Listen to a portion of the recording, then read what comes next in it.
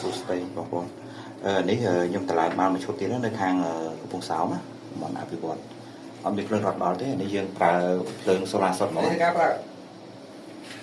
កទុកនេះដោយសារគាត់ដាក់បន្ទប់ជួលប៉ុន្តែឥឡូវហ្នឹងអត់ទាន់មានជាងបន្ទប់ជួលគាត់អត់ទាន់មកយើងចំហឌីសង់ទ័រនេះទុកគាត់មួយទុកគាត់បញ្ចូលខ្សែនេះមកហើយនេះ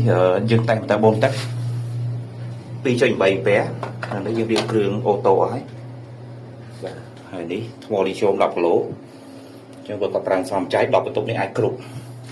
នៅពេលដែលគាត់តខ្សែបន្ទប់ជួលហើយគាត់បើកទៅវារត់ទៅគ្រប់បន្ទប់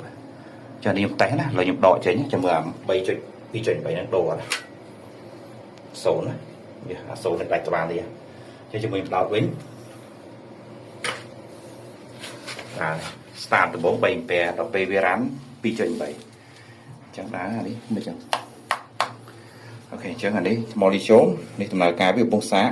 2 3 4 5កម្មទី5កាលណាចេញសញ្ញាចេះគឺសាកនេះខ្សែ BMS យើងភ្ជាប់ចូលម៉ាស៊ីនហើយអញ្ចឹងម៉ាស៊ីននេះយើងប្រើខ្សែ BMS អញ្ចឹងយើងសិតវាឲ្យសល់ថ្ម 20% បាត់ទៅឡើងសាកបន្ថែមបាន 5% បើកវិញអញ្ចឹងបើសិនជាអ្នកប្រើនេះចេះសំចៃគឺថ្មនេះបានទល់ភ្លឺ24ម៉ោង24ពេលថ្ងៃគាត់បើកដោតម៉ូទ័របូមទឹកដាក់បាសាំងបាន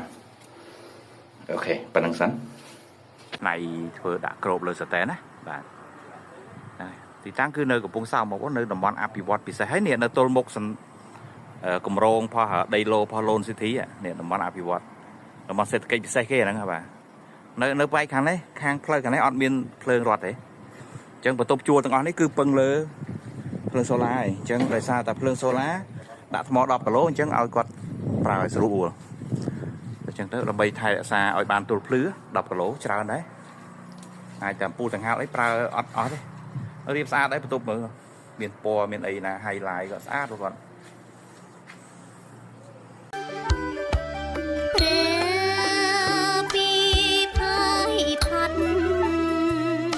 បប